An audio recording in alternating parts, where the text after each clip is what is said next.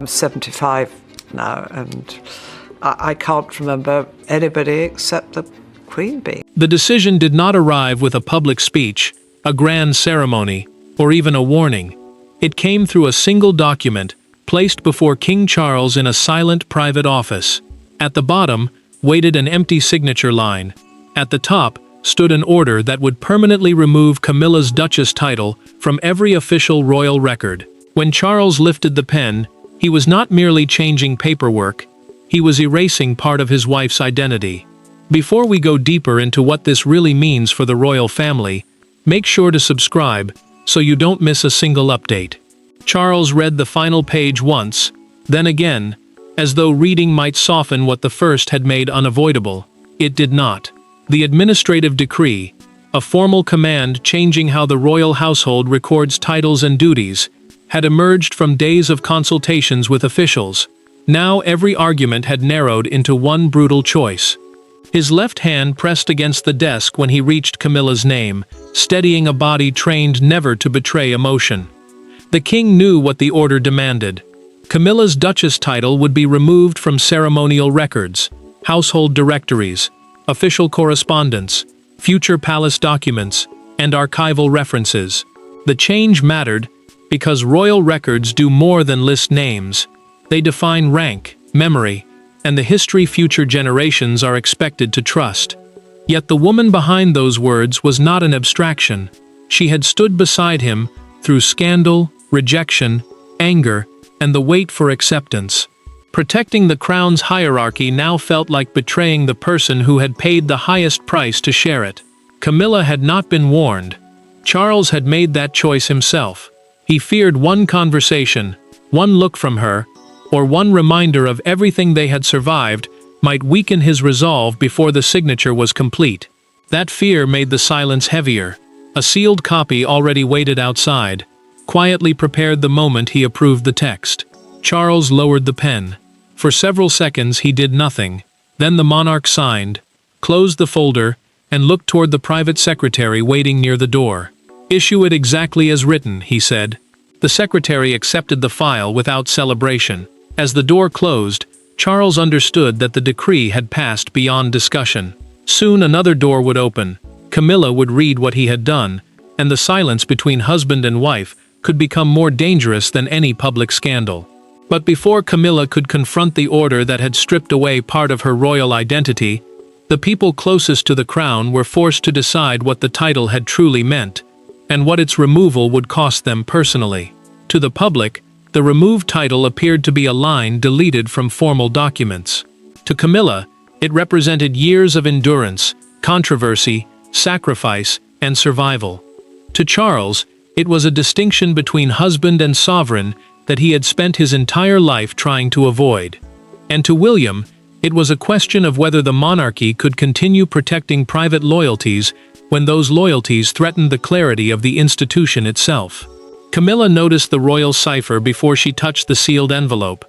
The cipher, the monarch's official symbol printed on formal palace communications, told her that this was not a private note from her husband. It carried the authority of the crown. She dismissed her aide with a quiet nod, waited until the door closed, and broke the seal alone. Her eyes moved quickly until they reached the sentence confirming that the Duchess designation would be removed permanently. Then her shoulders stiffened. The Queen Consort did not cry. Not yet. That title had marked the beginning of her senior royal life. The years when every appearance carried judgment, and every smile was measured against old anger. It mattered, because she had survived public rejection under that name.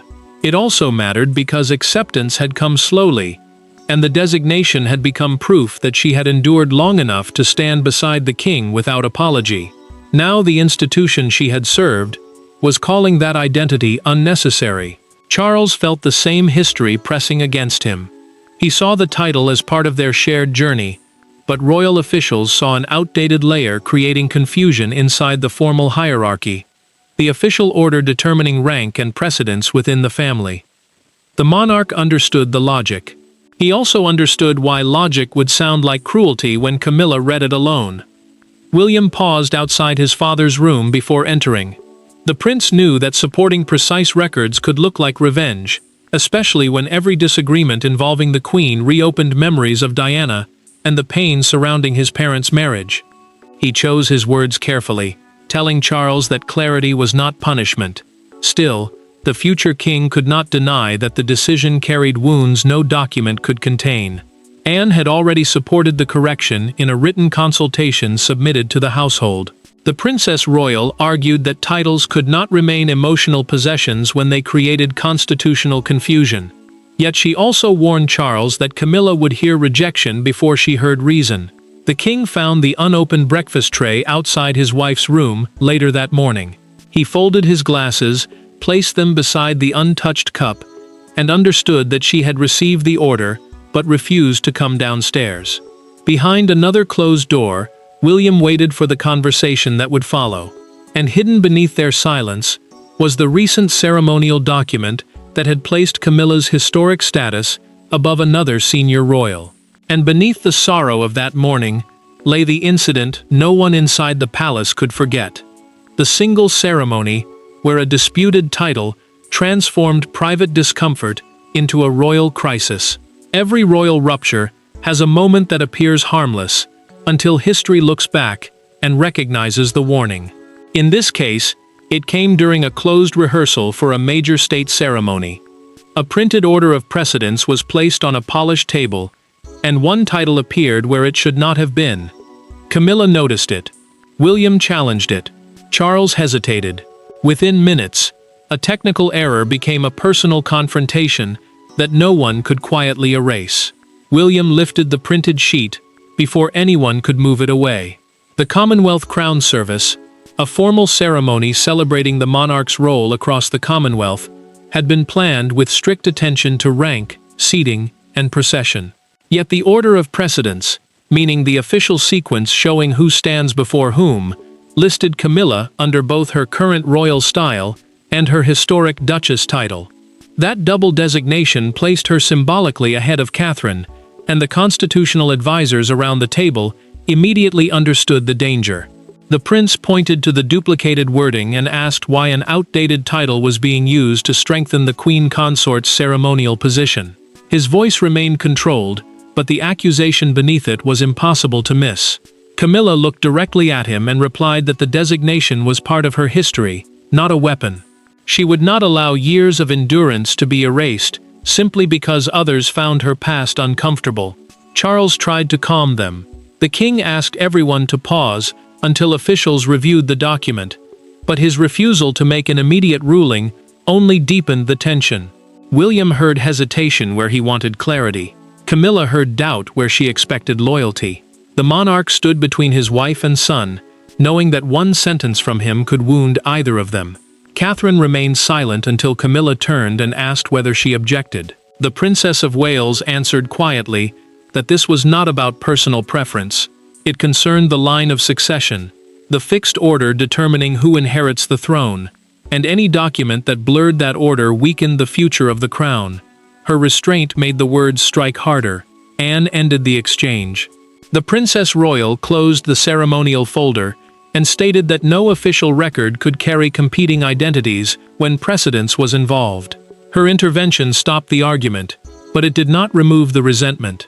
Palace archivists later uncovered dozens of recent documents using conflicting versions of Camilla's title. Charles found the marked rehearsal paper on his desk that evening, with one sentence underlined: "Clarification requires permanent correction."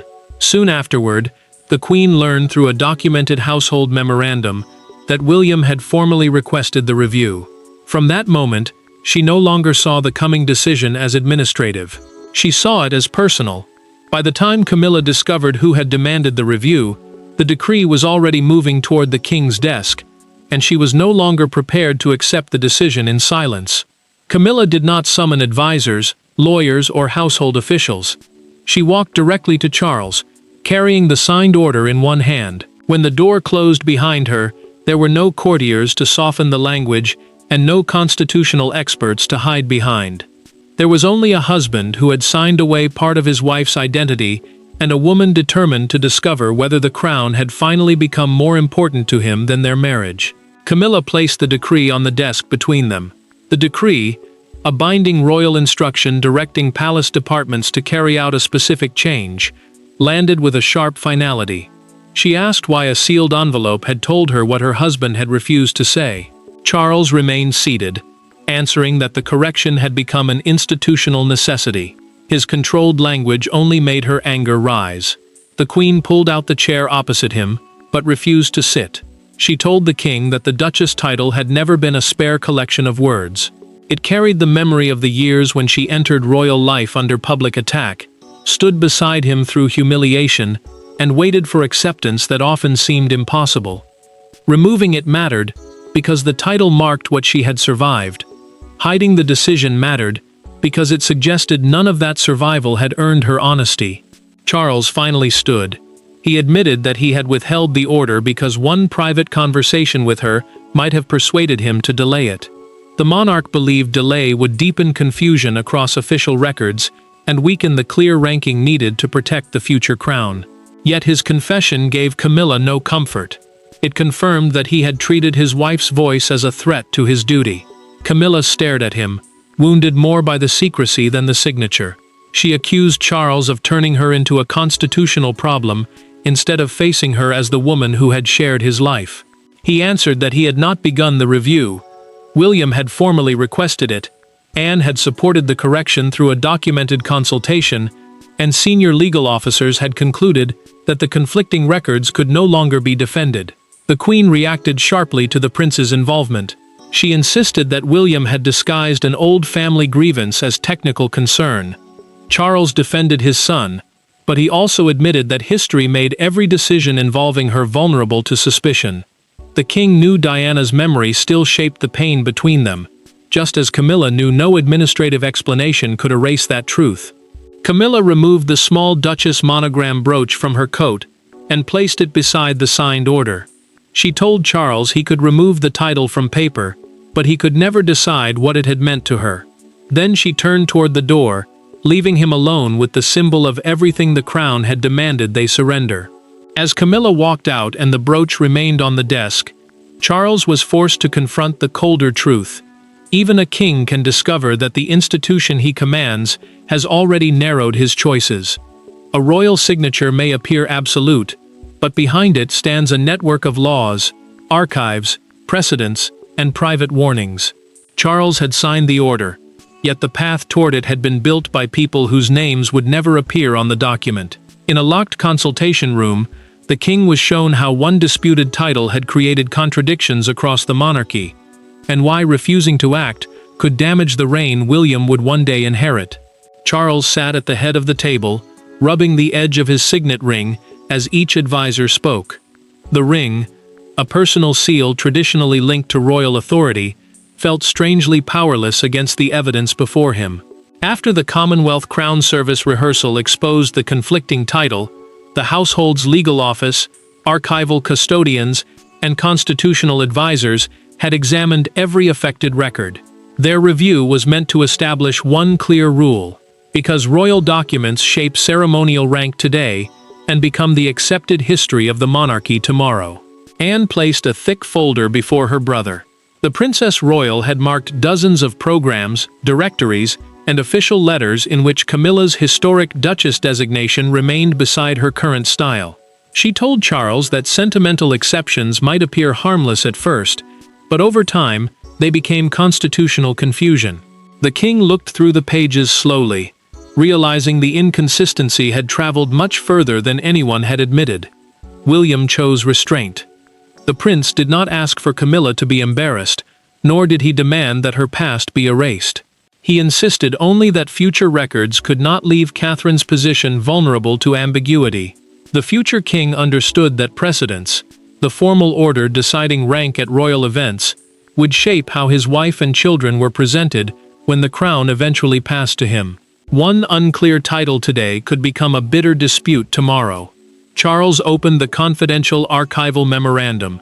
It warned that the double designation could affect commemorative documents, official portraits, state service programs, and even the written record of the succession. That mattered because future generations would treat those materials as fact. It also mattered because any confusion surrounding Catherine's rank could weaken the stability William was expected to inherit. The monarch asked for a compromise. Could the title remain in historical references while disappearing only from current records? The advisors gave him one decisive answer. Past documents would preserve Camilla's history, but every active and future record required a single official designation. Partial retention would only continue the contradiction. Charles dismissed the room, but Anne remained. She told him softly that protecting the crown sometimes meant hurting the person standing closest to it. He did not answer. Beyond the locked door, copies of the signed directive were already reaching palace departments, where staff began identifying every line that now had to change. Once the decree left the consultation room, it stopped being a private wound and became a visible operation, one that forced Camilla to watch her former title disappear line by line. The first consequence was not announced before cameras. It happened in a corridor few members of the public would ever see.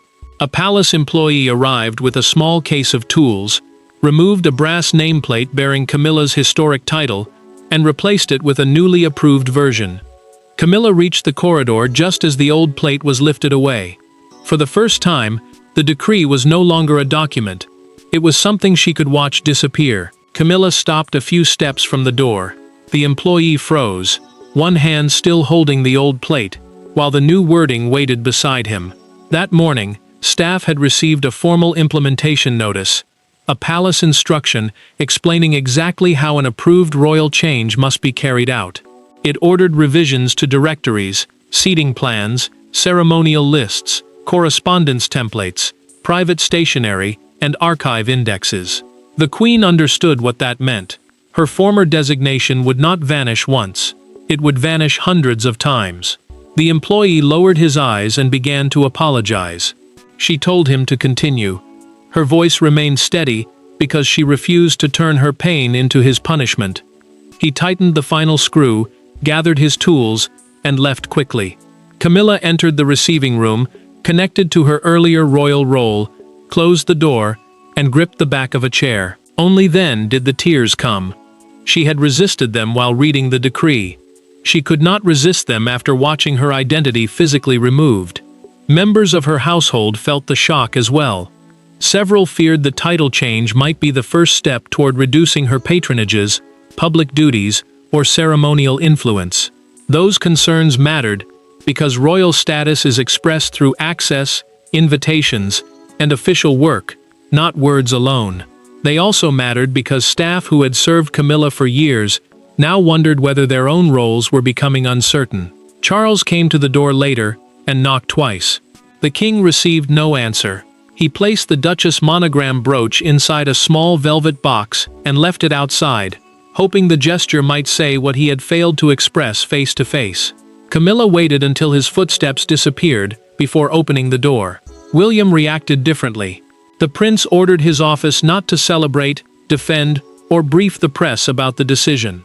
He warned his aides that any hint of triumph would make a constitutional correction look like a family victory. Still, amended documents began circulating faster than expected, and whispers spread through palace departments. Camilla opened the velvet box that evening. She touched the brooch, but did not put it on. Instead, she placed it inside a drawer. Moments later, an aide delivered an unexpected private request.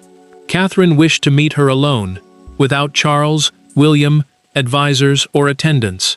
The palace expected Camilla's next battle to be with the king, but the meeting that changed her course came instead from the woman whose future position had been protected by the title's removal. There were no secretaries outside taking notes, no legal folders on the table, and no husbands present to defend old decisions. Catherine entered Camilla's private room alone. For years, the two women had been positioned as symbols of different royal eras, one carrying a controversial past, the other representing the monarchy's future. Now they faced each other without ceremony, knowing that a title removed from paper had exposed every unspoken tension between them. Camilla dismissed her final attendant and closed the door herself. The queen consort did not invite Catherine to sit. She said quietly that she understood who benefited most from the decree, and who would carry the clearer path forward because of it. The Princess of Wales did not deny the truth. The decision did protect her future position, but she insisted she had never asked for Camilla to be humiliated. Catherine noticed the empty space on the older woman's coat where the Duchess monogram brooch had always rested. The brooch, a personal emblem carrying the initials of a royal title, had become a private symbol of everything Camilla survived before acceptance finally came. Its absence said more than anger could. The Queen admitted that the palace seemed to have taken the version of her that endured the hardest years and declared it inconvenient. Catherine answered with care.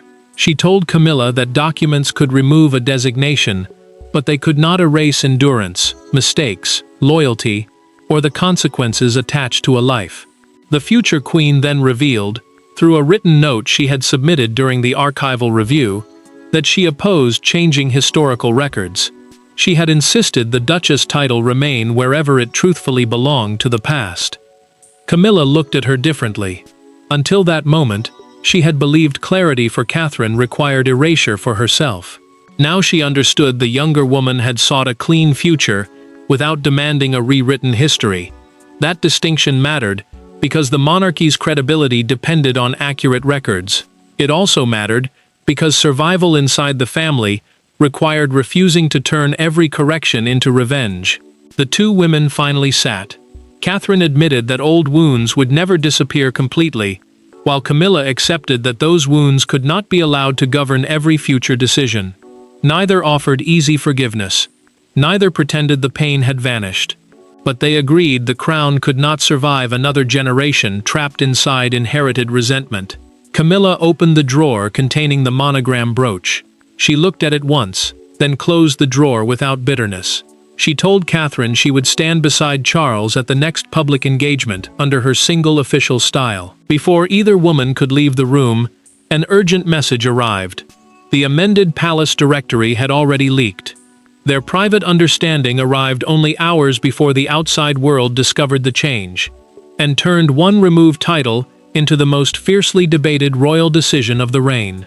There were no secretaries outside taking notes, no legal folders on the table, and no husbands present to defend old decisions. Catherine entered Camilla's private room alone.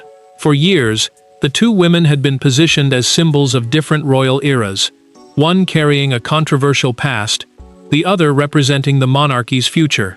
Now they faced each other without ceremony, knowing that a title removed from paper had exposed every unspoken tension between them.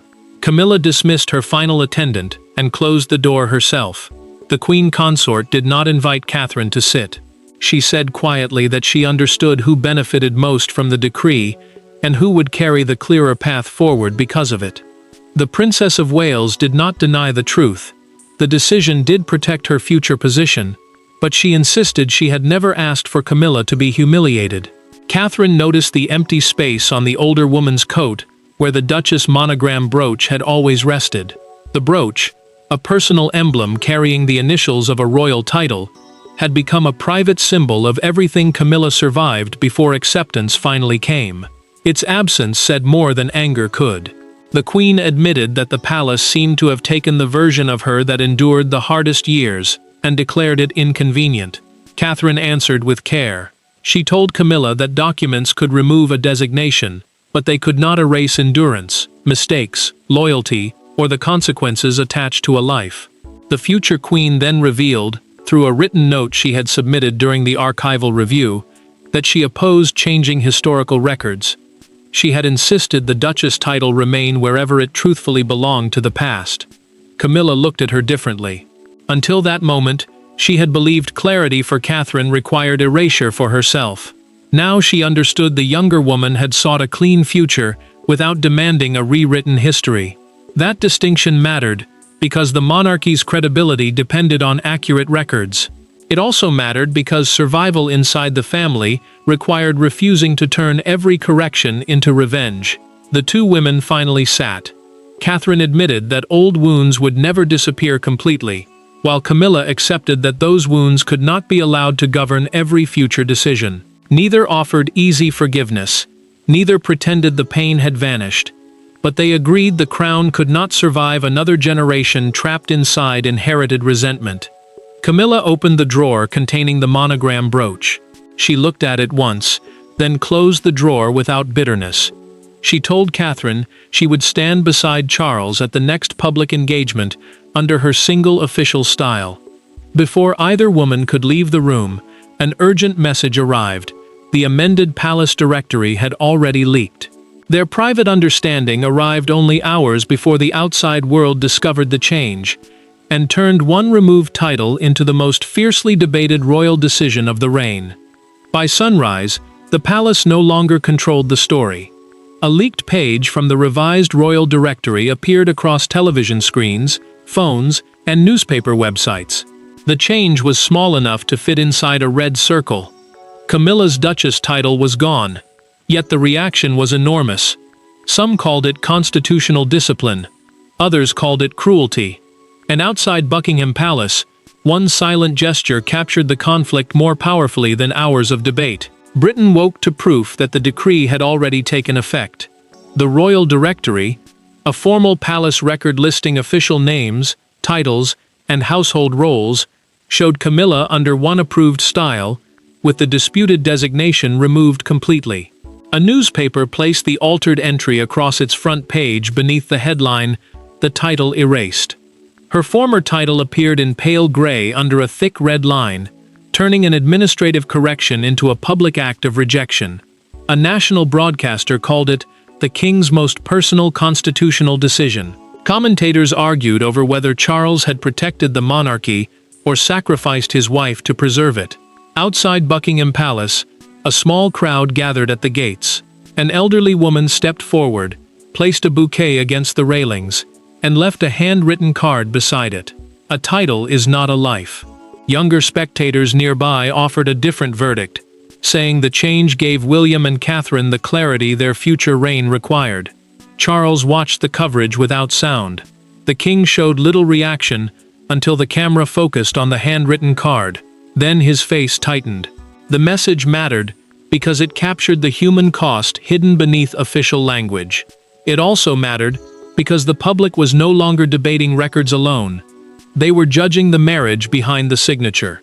Camilla refused to cancel her first engagement after the leak. The Queen rejected an aide's suggestion that she remain out of sight and chose a coat without the Duchess monogram. Her decision was not surrender. It was a declaration that removing one title would not remove her from public duty. William privately asked Catherine whether Camilla would attend. The prince feared that her appearance might become another test of loyalty. Catherine answered that she would come, but only if the family stood together instead of watching her walk into the storm alone. Charles stepped from the car first. For one tense moment, he began moving toward the entrance. Then the monarch stopped, turned back, and offered Camilla his hand before the cameras. She accepted it. The mixed noise from the crowd softened into applause, not for a disputed title, but for a woman choosing to remain present beside the man whose decision had wounded her. That offered hand did not restore the words removed from the records, but it revealed the final meaning of the decree, and the price each of them had chosen to pay. In the end, the removed title did not destroy Camilla, remove her from Charles's side, or fracture the monarchy beyond repair. It did something quieter and more lasting. It forced every person involved to decide whether royal identity belonged to the individual, the institution, or history itself. Charles chose the crown's clarity. Camilla chose not to be defined by wounded pride. William chose restraint. Catherine chose compassion. And together, they survived the decision that none of them could escape unchanged.